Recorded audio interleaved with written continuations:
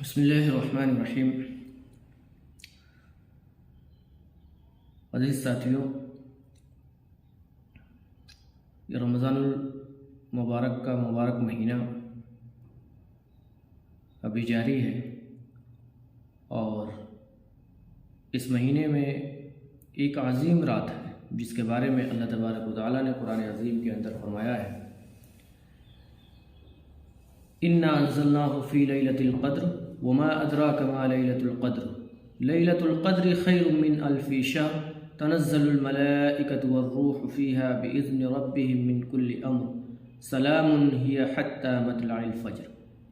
صدق اللہ العظیم۔ اس پوری صورت کے اندر اللہ تبارک و تعالیٰ نے لیلۃ القدر کے بارے میں بتایا کہ تمہیں کیا معلوم، کیا تم جانتے ہو لیلۃ القدر کیا ہے؟ سب سے پہلے تو ہم یہ جانتے ہیں کہ لیلۃ القدر کے معنی کیا ہے، لیلۃ القدر کی میننگ کیا ہے۔ لیلۃ القدر بولتے ہیں عزت والی رات، اکرام والی رات، عظیم رات۔ اس عظیم رات میں، تعظیم والی رات میں ہم کو کیا کرنا چاہیے کہ ان راتوں میں ہم کو شب قدر کو تلاش کرنا ہے۔ وہ 5 راتیں ہیں، ایک تو 21 کی رات ہے، 23 کی رات ہے، 25 کی رات ہے، 27 کی رات ہے اور 29 کی رات ہے۔ ان راتوں میں ہمیں جاگ کر عبادت کرنا چاہیے۔ ان میں ہمیں کس طریقے کی عبادت کرنی چاہیے؟ کیا اجتماعی عبادت کرنی کے ہے، یا انفرادی عبادت کرنا ہے، یا انڈیویجول عبادت کرنا ہے؟ ہمیں اپنی انفرادی عبادت کرنی ہے، اجتماعی عبادت نہیں کرنی ہے۔ آپ تلاوت کیجئے، ذکر کیجئے، اللہ سے دعائیں کیجئے، اللہ کے سامنے روئیے، گڑ گڑائیے، مانگیے۔ ہر حال میں بھی اللہ تبارک و تعالیٰ کو خوش اور راضی کرنے کی کوشش کیجیے کہ کسی طریقے سے یہ مہینہ جو ہمیں ملا ہے، اس میں ایک عظیم رات ہے، اس عظیم رات کو پا کر ہم اللہ کو خوش اور راضی کر سکیں۔ 1000 مہینوں سے افضل بتایا گیا ہے، اور 1000 مہینوں کی فضیلت اللہ تبارک و تعالیٰ نے قرآن عظیم کے اندر فرمایا ہے کہ وما ادراک ما لیلۃ القدر لیلۃ القدر خیر من الف شہر، الف شہر 1000 مہینوں سے بہتر ہے۔ تو اس رات کو یوں ہی نہ گنوایا جائے کہ راتوں کو جاگا جائے، پکنک کیا جائے، چائے اور شربتیں اڑائی جائیں، اور کھانے پہ کھانا کھایا جائے، یا الگ طریقے کی جو ہے اسنیکس وغیرہ لا کر آدمی جو ہے یوز کرتا ہے اس رات کو، اور بولتا ہے کہ ہم نے رات بھر جاگ کر شب قدر میں عبادت کی، اللہ سے دعائیں کی، تلاوت و ذکر و اذکار کیا۔ ہوتا کیا ہے کہ یہ ایسی مبارک رات کو پانے کے بجائے ہم کیا کرتے ہیں؟ گناہوں میں مبتلا ہو جاتے ہیں، رات بھر گناہ کرتے ہیں، اور ایسا لگتا ہے کہ ہم نے جاگ کر صرف رات گزاری کی ہے، اپنی عبادت کا اور ثواب کا کوئی کام نہیں کیا ہے۔ تو اس رات کو ہرگز بھی اس طریقے کے اعمال نہ کیے جائیں۔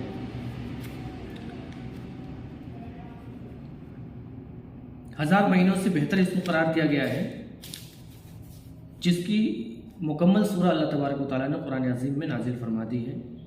اور اگر 1000 مہینوں کی عبادت کا ثواب جس کو اللہ نے کہا ہے، اس کا حساب لگایا جائے تو اس رات کی عبادت 83 سال اور 4 مہینے بنتی ہے، اگر ہم نے ایک رات شب قدر پالی تو۔ اس طریقے سے ہماری عمریں 60 سال ہوتی ہیں، 70 سال ہوتی ہیں، 90 سال ہوتی ہے، یا 40 سال ہی ہوتی ہے۔ اگر 40 شب قدر اگر ہم نے پا لیا ہے تو ہم اس کو کیسے کاؤنٹ کریں گے، کیسے گن سکتے ہیں، کتنے ثواب ہمارے اس میں لکھے جائیں گے۔ اور عزیز ساتھیوں، دلچسپ بات یہ ہے کہ وہی جو جس رات میں شب قدر ہوتی ہے، اللہ کے نبی صلی اللہ علیہ وسلم اس رات کو، اس 10 راتوں میں، یہ آخر عشرے میں اللہ کے نبی صلی اللہ علیہ وسلم اعتکاف کیا کرتے تھے۔ اور جس سال آپ کا انتقال ہونے والا تھا، اللہ کے نبی صلی اللہ علیہ وسلم نے اس رمضان کو 20 دن کا اعتکاف کیا تھا۔ تو جب شب قدر آتا تھا تو اللہ کے نبی صلی اللہ علیہ وسلم کمر کس لیتے تھے۔ کمر کس لینے کا مطلب ایکٹیو ہو جاتے تھے، چست پھرت اور ہو جاتے تھے۔ پہلے سے آپ اللہ کے نبی صلی اللہ علیہ وسلم رہتے تھے، اور گھر والوں کو بھی جگاتے تھے، گھر والوں کو بھی عبادت کرنے کے لیے اس پر ان کو ترغیب دیتے تھے۔ تو ہمیں بھی جاگنا ہے، صرف جاگنا نہیں ہے، عبادت کی غرض سے جاگنا ہے، ذکر و اذکار، اللہ کو خوش اور راضی کرنے کے لیے، اللہ کے رسول کے سنت کے خلاف کوئی کام نہ ہونے پائے۔ اگر آپ کو نیند آتی ہے، پڑھتے پڑھتے نیند آتی ہے، عبادت کرتے کرتے نیند آتی ہے، ذکر و اذکار کرتے کرتے نیند آتی ہے، تو آپ اپنے بدن کو ریلیکس کر لیں، ان کو آپ کیا کیجئے، ان کو ذرا آرام دے لیجئے۔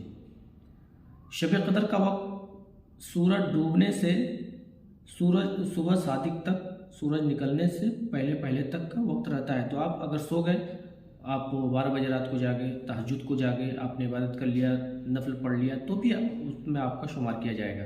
کوئی ضروری نہیں ہے کہ رات بھر جو ہے، اللہ کے نبی صلی اللہ علیہ وسلم کی ایک حدیث اور ہے کہ کبھی کبھی آدمی رات کو خوب جاگتا ہے اور نیند آتی رہتی ہے اور بولتا ہے میں سو گیا تو عبادت جو ہے ضائع اور بیکار ویسٹ ہو جائے گی، تو کیا کرتا ہے کہ نیند کی حالت میں ہی دعائیں کرتا ہے اللہ سے، اس کو یہ معلوم نہیں ہوتا ہے کہ وہ اللہ سے دعا کر رہا ہے یا کسی کو گالیاں دے رہا ہے۔ تو ایسا ہرگز نہ کیا جائے۔ جب آپ کو نیند آئے، آپ اپنے بدن کو آرام دیجیے، یہ بدن کا یہ اور باڈی کا حق ہے۔ اور اس رات کو ہرگز بھی جاگنے کی رات نہ بنائی جائے، عبادت کی رات بنائی جائے۔ اللہ تبارک و تعالیٰ سے دعا ہے کہ اللہ تبارک و تعالیٰ اس مبارک رات کی قدر کرنے کی توفیق عطا فرمائے۔ وآخر دعوانا الحمدللہ۔